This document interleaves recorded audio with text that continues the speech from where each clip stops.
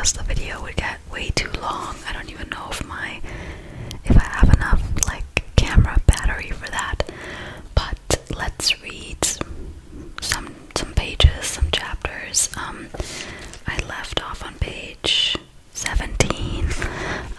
If you want to, know the beginning, just go back to that video. I'll link it down below.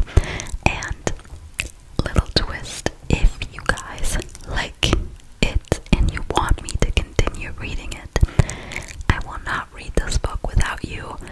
Just like the video and get it to like, I don't know, if the video gets like 1,000 views and 500 likes, I will continue and we will finish this book together so that you don't have to buy it and that I don't have to read it by myself and you guys will hear my live reaction, okay? So that is the deal. But we're gonna start. I am scared. I have to give you like a little confession. I did a little peek, and I looked at the very last page because I wanted to see if it might be a little much for me, because one thing you need to know about me is that I don't like to watch horror or psycho stuff. Like, I literally watched Only Murders in the Building with Selena Gomez, which is more like a comedy show, and I had dreams like about crime for like 3 days. But that was a visual, and I'm hoping that's not gonna happen with this book. I also think the spooky part is gonna start like more towards the end, so let's just see. Sorry guys, I keep adjusting the mic because I'm not sure like where to put the book, but I have the gain turned up all the way so that it is highly sensitive whisper for you guys. So let's see where I left off. So if you didn't watch the last video and you don't want to watch it, basically from what I can remember, because it's been a while since we opened this book, basically what happened was there was this like writer, and this guy came up to her and he was like, can you finish my wife's like manuscript? And his wife is Verity. So let's see where we left off.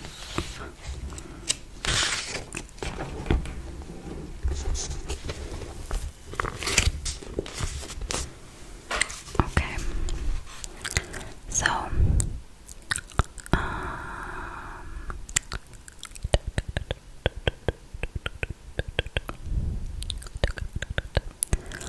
yeah, exactly, her mom. Okay, so I'm just gonna start random because I don't remember exactly where I left off, okay? So grab yourself a drink, grab yourself a snack, or close your eyes if you want to fall asleep to this. We're gonna get into it. Let's go.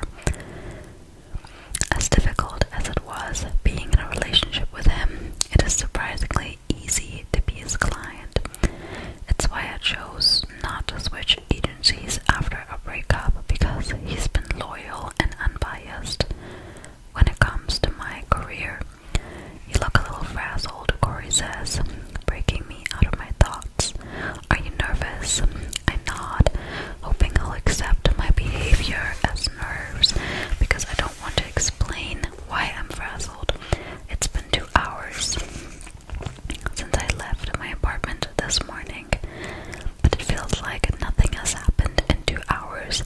Then in the entire rest of this year, I look down at my hands, my arms, searching for traces of blood. It's no longer there, but I can still feel it, smell it. Oh yeah, that's because of what happened in the beginning of the book. My hands haven't stopped shaking, so I keep hiding them under the table. Now that I'm here, I realize I probably shouldn't have come. I can't pass up a potential contract, though. It's not like offers are pouring in, and if I don't secure something soon, I'll have to get a day job. And if I get a day job, it'll barely leave me time to write, but at least I'll be able to pay my bills. Corey pulls a handkerchief out of his pocket and wipes sweat from his forehead. He only sweats when he's nervous. The fact that he's nervous is now making me even more nervous. Do we need a secret signal if you aren't interested in whatever the offer is? He asks. Let's listen to what they have to say, and then we can request to speak in private. Corey clicks his pen and straightens in his chair as though he's cocking a gun for battle. Let me do the talking. I plan to do anyway. He's charming and charismatic. It'd be hard-pressed to find someone who could categorize me as neither of those things. It's best if I just sit back and listen. What are you wearing? Corey is staring down at my shirt, perplexed, just now noticing it despite having spent the last 15 minutes with me. I look down at my oversized shirt for a moment. I forget how ridiculous I look. I spilled coffee on my other shirt this morning and had to change. Whose shirt is that? I shrug. Probably yours. It was in my closet. You left your house in that. There wasn't something else you could have worn. It doesn't look like high fashion. I'm being sarcastic, but he doesn't catch it. He makes a face. No, is it supposed to? Such an ass. But he's good in bed, like most assholes. I really hope whoever's watching this is over 18.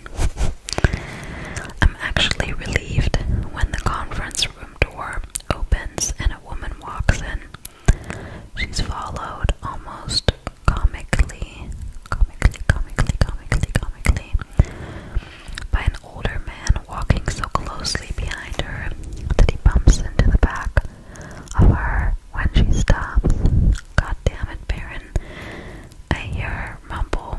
I almost smile at the idea of God damn it, Baron actually being his name. Jeremy enters last. He gives me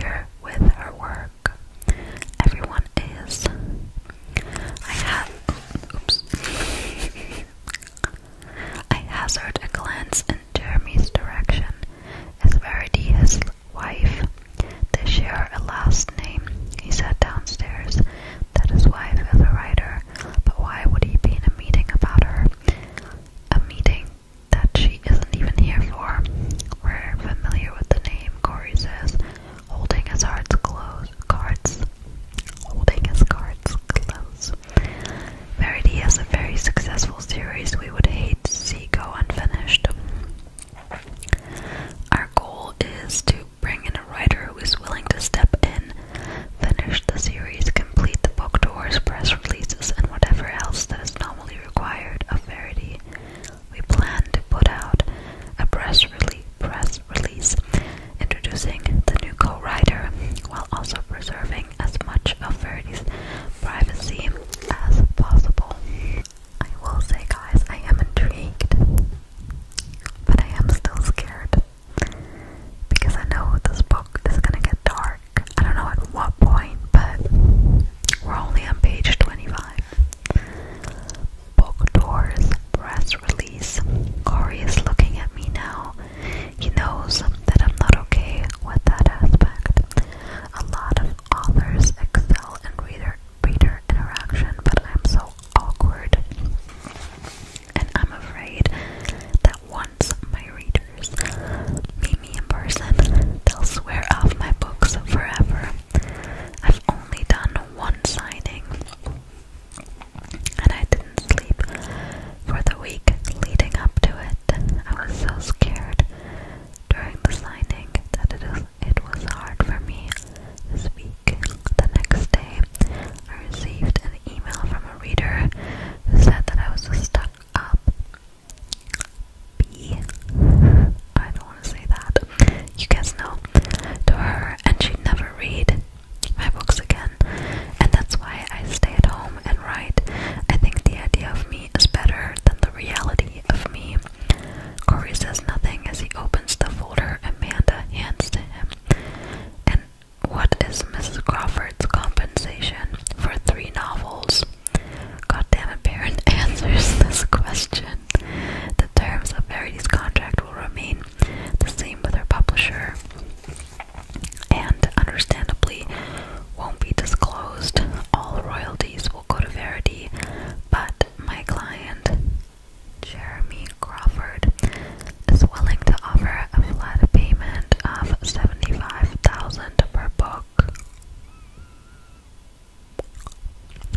My stomach leaps at the mention of that kind of payout, but as quickly as the excitement lifts my spirit, they sink when I accept the enormity of it all. Going from being a nobody writer to a co-author of a literally sensation is too much of a jump for me. I can already feel my anxiety sinking in just thinking about it. This girl is not confident, and it's kind of annoying me. I don't know why. Whenever I write a book, I'm gonna write about a confident protagonist. Okay. Corey leans forward, folding his arms over the table in front of him. I'm assuming the pay is negotiable. I try to catch Corey's attention. I want to let him know that negotiations aren't necessary. There's no way I'm accepting an offer to finish a series of books that I'd feel too nervous to write. Goddammit, Baron straightens up in his chair. With all due respect, Verity Crawford has spent the past over a decade building her brand, a brand that wouldn't exist otherwise. The offer is for 3 books, $75,000 per book, which comes to a total of $225,000. Corey drops a pen on the table, leaning back in his chair, appearing to be unimpressed. What's the time frame for submission? We're already behind, so we're looking to have the first book submitted 6 months from the contract signing date. I can't stop staring at the red lipstick smeared across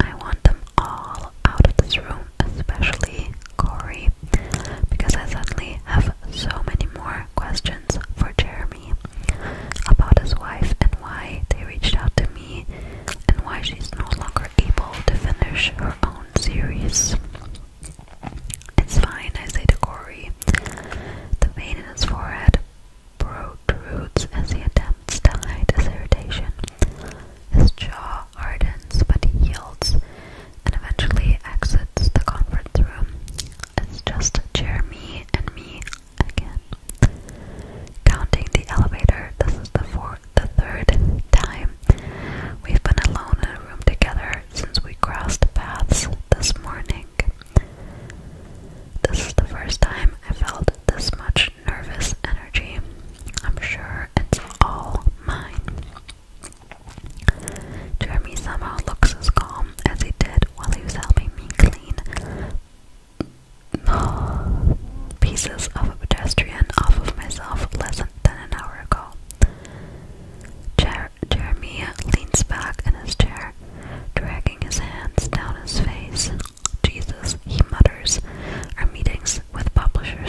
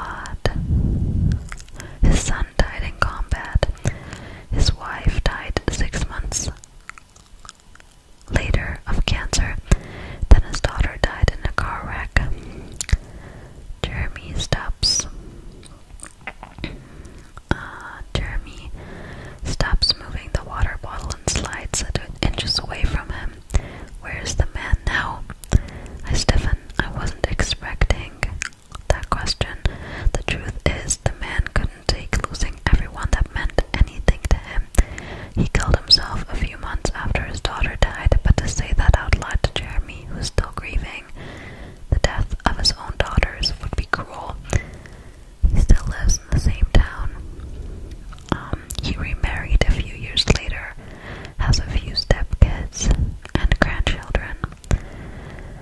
There is something in Jeremy's expressions that makes me think he knows I'm lying, but he seems appreciative that I did. You'll need to spend time in Verity's office, going through her things. She has years of notes and outlines, stuff that I wouldn't know how to make sense of. I shake my head. Did he not hear anything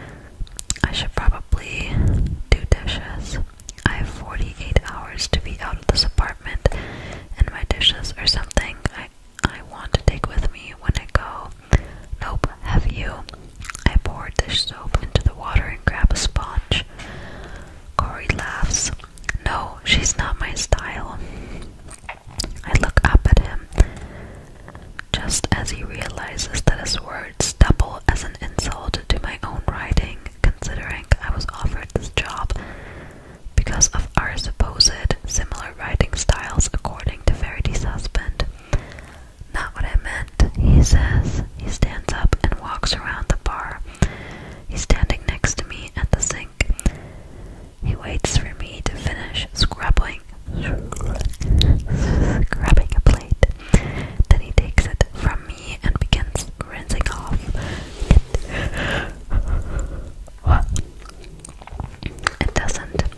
It doesn't look like you have packed anything yet. Have you found a new apartment? I have a storage building and plan to have most of it out by tomorrow. I've put an application at a complex in Brooklyn, but they won't have anything for 2 weeks. The eviction notice says you have 2 days to be out. I'm aware of that. So where are you going? A hotel? Eventually, I'm leaving Sunday for Verity Crawford's house. Her husband says I'll need to go to her office for a day or two before I start the series. Immediately upon signing the contract this morning, I received an email from Jeremy with directions to her house. I requested to come on Sunday, and he luckily agreed. Corey takes another dish from me. I can feel him. Staring at me. You're staying at their house. How else am I supposed to get notes for the series? Have him mail them to you. She has over a years worth of notes and outlines. Jeremy said he wouldn't even know where to begin, and it would be easier if I sorted through it myself. Corey doesn't say anything, but I can sense he's biting his tongue. I slide the sponge down the length of the knife in my hand and then hand it to him. What aren't you saying? I ask. He rinses the knife in silence and sets it in the strainer, then grips the edge of the sink and turns his head toward me. The man lost 2 daughters, then his wife gets injured in a car wreck. I'm not sure I'm all that comfortable with you being in his home. The water suddenly seemed too cold for me. Chills run down both arms. I turn off the water and dry my hands, leaning my back against the sink. Are you suggesting that he had something to do with any of it? Corey shrugs. I don't know enough about what happened to suggest anything, but has that thought not crossed your mind? That's maybe not the safest thing to do. You don't even know them. I am not ignorant. I've been digging up as much as I can find about them online. The first child was at a sleepover 15 miles away when she had an allergic reaction. Neither Jeremy nor Verity was there when it happened, and the second daughter drowned in the lake behind their home, but Jeremy didn't arrive home. Until the search for her body was already in place. Both were ruled accidents. I can see why Corey is concerned, because I was too, honestly. But the more I dig, the less I can find anything to be concerned about. 2 tragic, unrelated accidents. And what about Verity's car wreck? It was an accident, I say. She hit a tree. Corey's expression suggests that he isn't convinced. I read that there weren't any skid marks, which means she either fell asleep or she did it on purpose. Can you blame her? I'm irritated that he's making baseless claims. I turn around to finish the dishes.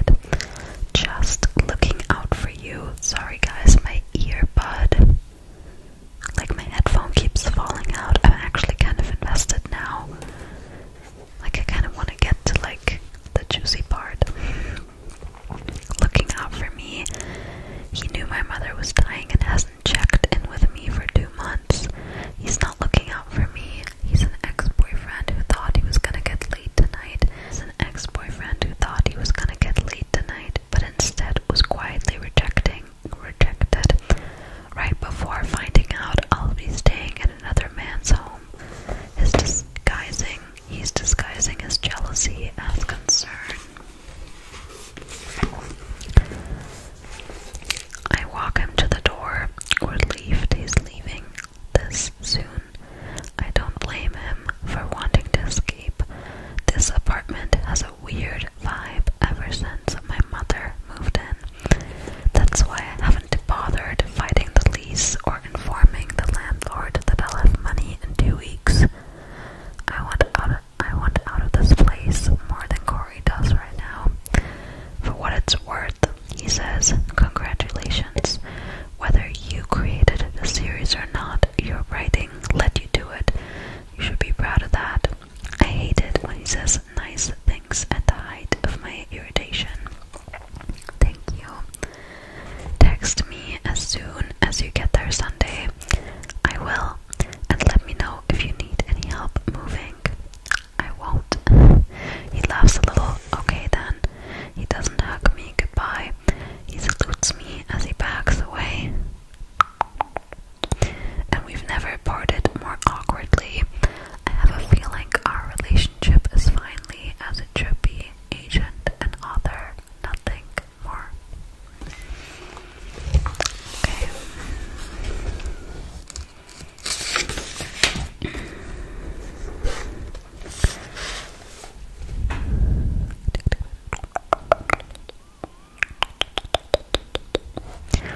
I could have chosen anything else to do on the 6-hour drive. I could have listened to Bohemian Rhapsody over 60 times. I could have called my old friend Natalie and played catch up, especially since I haven't spoken to her in over 6 months. We text occasionally, but it would have been nice to hear her voice, or maybe I could have used the time to mentally prepare myself for all the reasons I'm going to stay far away from Jeremy Crawford while I'm in this home. But instead of doing any of that, I chose to listen to the audiobook of the very first novel in Verity Crawford's series. It just ended. My knuckles are white from gripping the steering wheel so tightly. My mouth is parched from forgetting to hydrate on the drive over. My self-esteem is somewhere back in Albany. She's good, really good. Now I'm regretting having signed the contract. I'm not sure I can live up to that. And to think she's already written 6 of these novels, all from the villain's point of view. How can one brain hold that much creativity?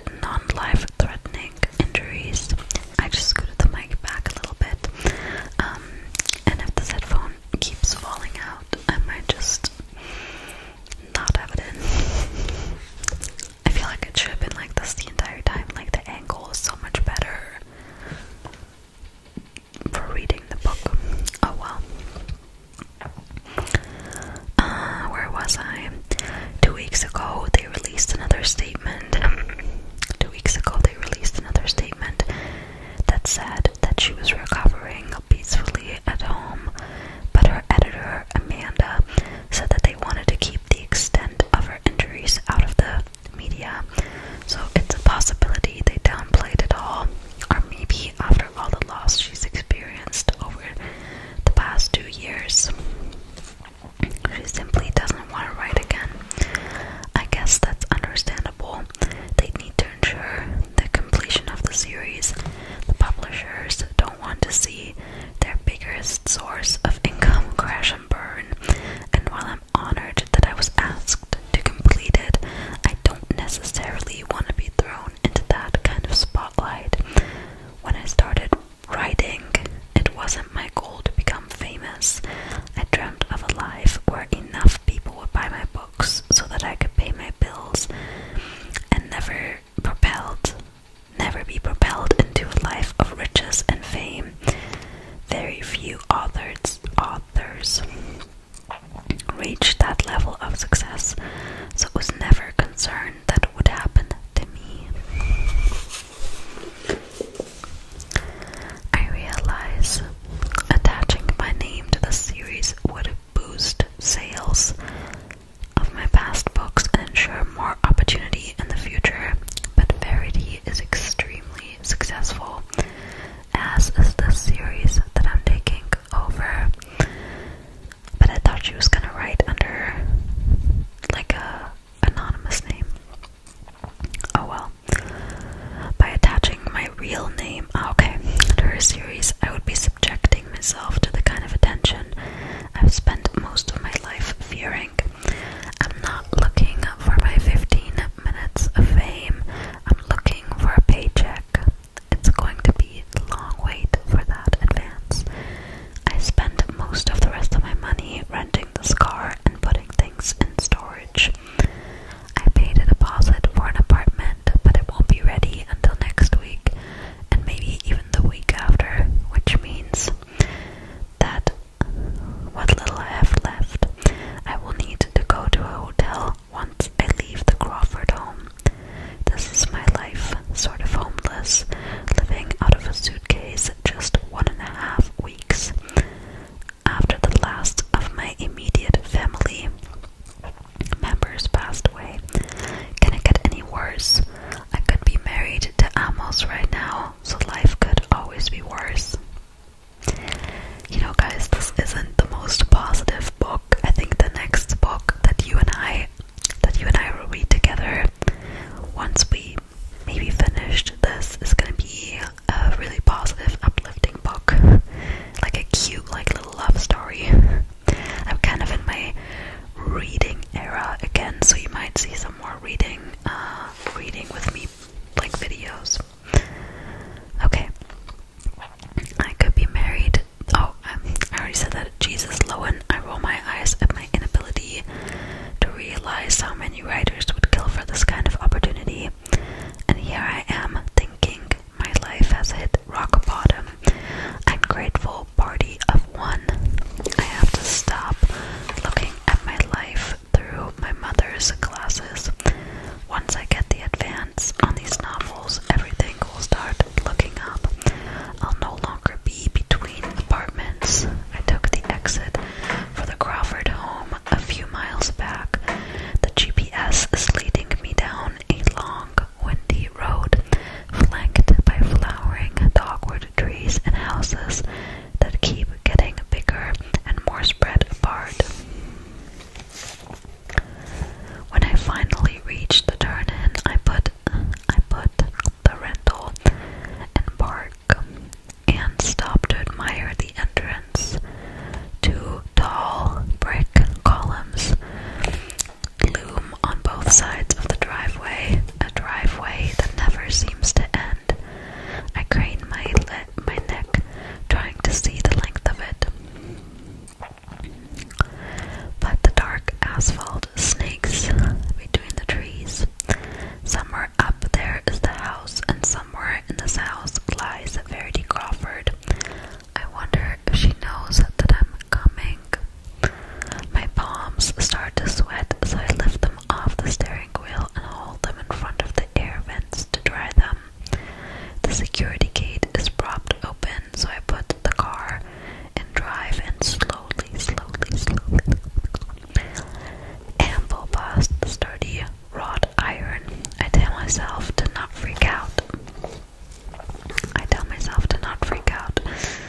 even as I notice that the repetitive pattern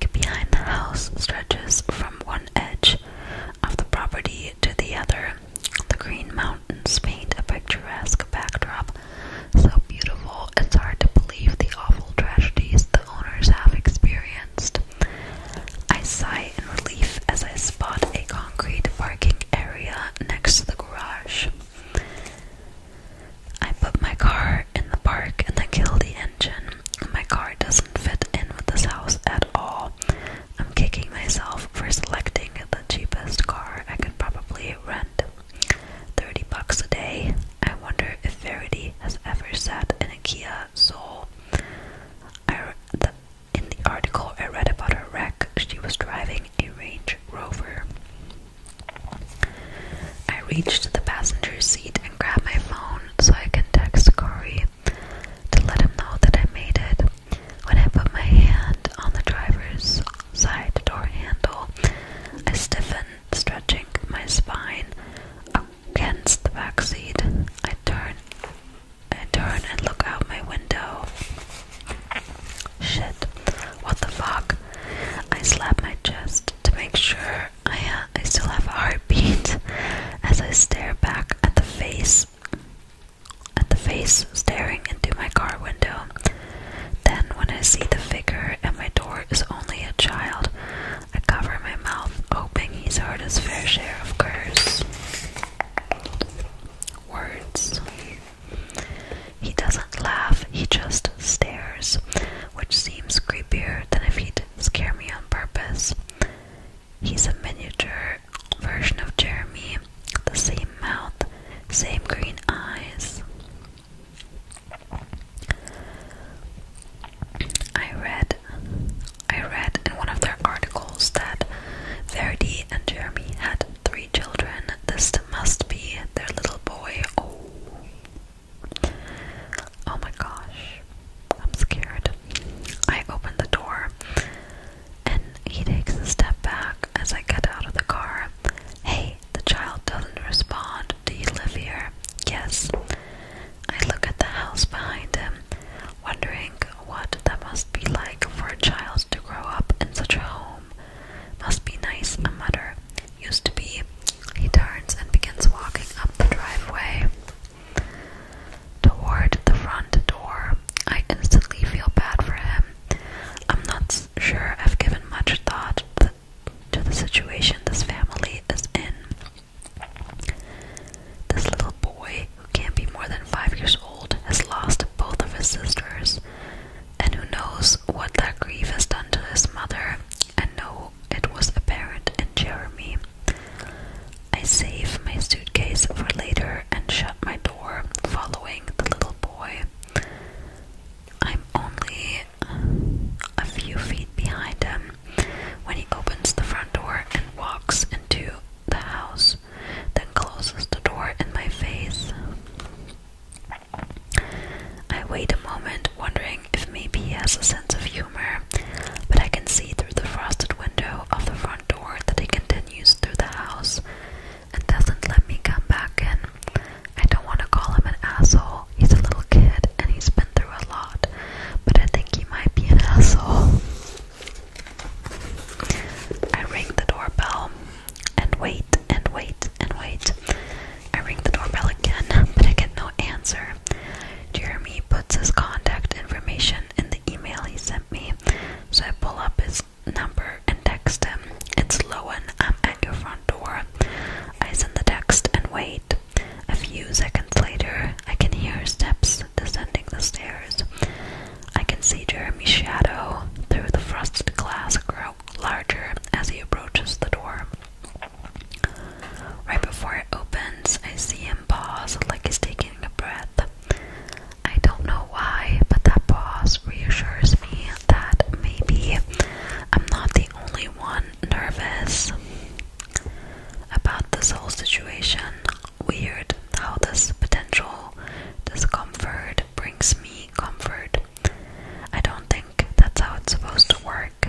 He opens the door, and although he's the same man I met a few days ago, he's different.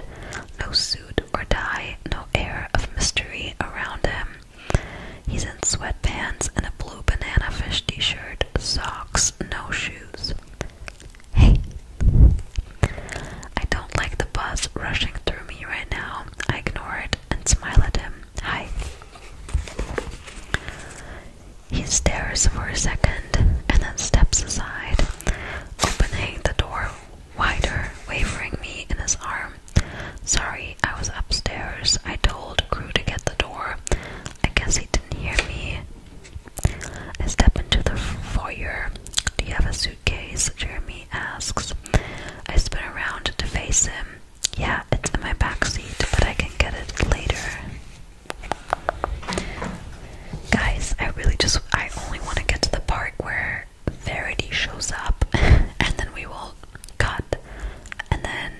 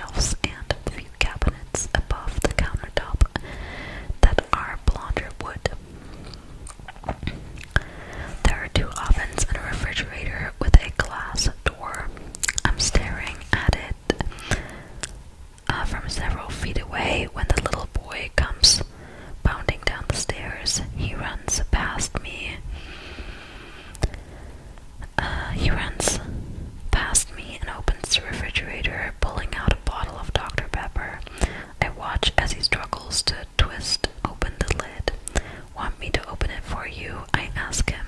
"Yes." He says. "Yes, please," he says, looking up at me with those big green eyes. I can't believe I thought he was an asshole.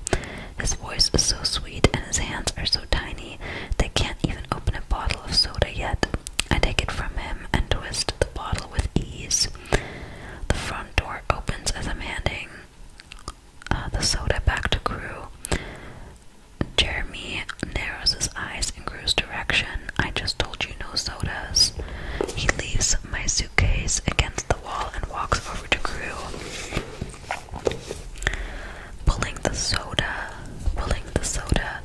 out of his hands. "Go get ready for your shower. I'll be there in a minute." Crew rolls his eyes and stalks backward to the stairs. Jeremy cocks an eyebrow. "Never trust that kid. He's smarter than both of us put together." He takes a sip of the soda before returning it to the refrigerator. "You want something to drink?" "No, I'm fine." Jeremy grabs my suitcase and carries it down to the hallway. I hope it's not weird, but I'm giving you the master bedroom. We all sleep upstairs now, and I thought it would be easier because it's the closest room to our office.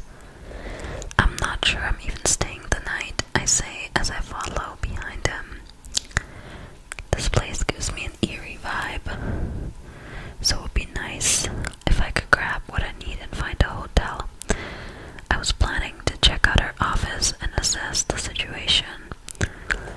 He laughs, pushing the bedroom door open. "Trust me, you will need at least 2 days, maybe more."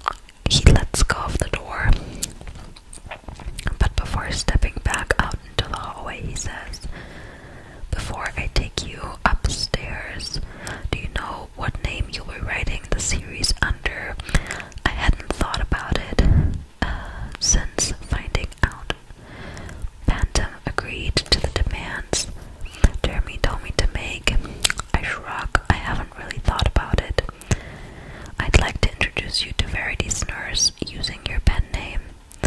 In case you never want anyone attaching you to the series. Her injuries are bad enough that she needs a nurse. Okay, I guess I'm clueless as to what name I should use. What street did you grow up on? Jeremy asks Laura Lane. What was the first name of your pet? Chase. He was a Yorkie. Laura Chase. I like it. He says. I tilt my head, recognizing that pattern of questioning from Facebook quizzes. Isn't that how people figure out their porn star name? He laughs. Pen name, porn star name. Works across the board. He motions for me to follow him. Come meet Verity first, then I'll take you to her office, okay? That is the last part I'm gonna read for you guys. Because I'm actually super curious. I mean, nothing too creepy has happened yet. Okay. Jeremy takes the stairs 2 at a time. There's an elevator that looks newly installed right past the kitchen. Verity must be in a wheelchair now. God, the poor woman. Jeremy is waiting for me when I reach the top of the stairs. The hallway splits with 3 doors on one end and 2 on the other. He turns left. This is Crew's bedroom, he says, pointing toward the first room. I sleep in that room. He points to the door next to Crew's. Across the hall from those 2 bedrooms is another room. The door's shut, so he taps on it gently and then pushes it open. I'm not sure what I was expecting, but I certainly wasn't expecting this. She's on her bed. She's on her back on the bed, staring up the ceiling. Her blonde hair spilled over her pillow. A nurse in blue scrubs is on the foot of her bed, putting socks on her foot. Crew is lying next to Verity on the bed, holding an iPad. Do you guys, this is a random thought, if you're still awake listening to this, do you guys think that it's gonna be like a movie? Like, do you think they'll make a movie out of it? If you're still awake and you're listening to this, comment down below if you think they're gonna make a movie out of it. Because this book, like, I think it went like viral like in 2022 or beginning of 2023, I'm not sure. Like, do you think they'll make a movie out of it? Let me know. She's on the back of a bed. Oh yeah, holding an iPad. Verity's eyes are vacant, uninterested in her surroundings.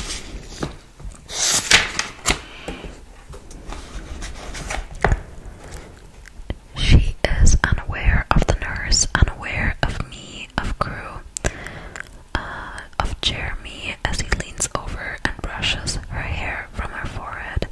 She blinks, but nothing else there. No recognition that the man she had 3 children with is trying to be affectionate with her. I try to cover the chills that have appeared on my arms. The nurse addresses Jeremy. She seemed tired, so I thought I put her to bed early tonight. I didn't expect her to be like completely like you couldn't talk to her either. Did you guys expect that? She pulls a blanket over Verity. Jeremy moves to the window and closes the curtains. Did she take her after dinner meds? The nurse lifts Verity's feet, tucking the blanket beneath them. Yeah, she's good until midnight. The nurse is older than Jeremy, maybe in her mid-50s with short red hair. She glances at me, then back at Jeremy, waiting for an introduction. Jeremy shakes his head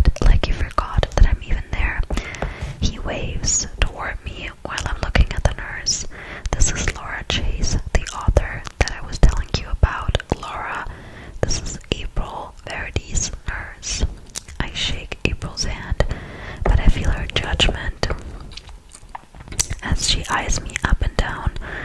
I thought you'd be older. What do I even say to that? Coupled by the way she looks at me, her comment feels like a dig or an accusation. I ignore it and smile. It's good to meet you, April. You too.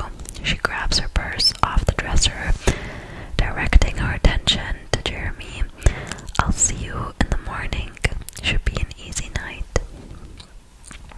She reaches down and pinches Crew's thigh. He giggles and shoots away from her. I step aside as April exits the bedroom. I glance at the bed. Verity's eyes are still open, connecting with nothing. I'm not even sure she's aware that her nurse left. Is she aware of anything? I feel terrible for Crew, for Jeremy, for Verity. I don't know I'd live in this condition. And knowing that Jeremy is tied to this life, it's all so depressing. This house, the tragedies in the family's past, the struggles in their present. Crew, don't make me do it. I told you to shower. Crew looks up at Jeremy and smiles, but fails to get off the bed. I'm gonna count to 3. Crew sets his iPad beside him, but continues to defy Jeremy. 3, 2, and then at the count of 1, Jeremy lunges at Crew, crippling his ankles, pulling him up in the air. Upside down night it is. Crew is laughing and screaming. Not again. Jeremy looks over at me. Laura, how many seconds can a kid hang upside down before their brain flips over and they start talking backward? I laugh at their interaction. I heard 20 seconds, could be 15. Crew says, no, Daddy, I'll go shower. I don't want my brain to be upside down. And you'll clean out your ears because they clearly weren't working before when I told you to take a shower. I swear. Jeremy tosses him over his shoulder, turning him right side up before placing him on his feet. He ruffles his hair and says, go. Okay, I'm gonna read until this point, even though it just is getting interesting. Like, I think there's like a few more pages in this chapter, and then Verity's like notes are starting, and like the creepy stuff and everything will come out, so you guys know what's at stake, okay? This is where we're at right now to show you.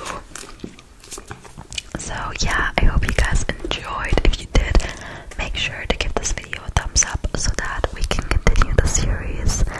It was kind of a fun little like bedtime ritual with you guys because I want to read more before bed, so this was fun, even though I'm scared. I'm still scared, especially of what's to come. So yeah, if you want me to continue reading this book, finishing it, let me know. Okay guys, sorry there was background noise, so I had to cut, but yeah, I hope you enjoyed this read through. Again, let me know if you want another part, and I hope you're sound asleep, or at least super relaxed. Also let me know if you read the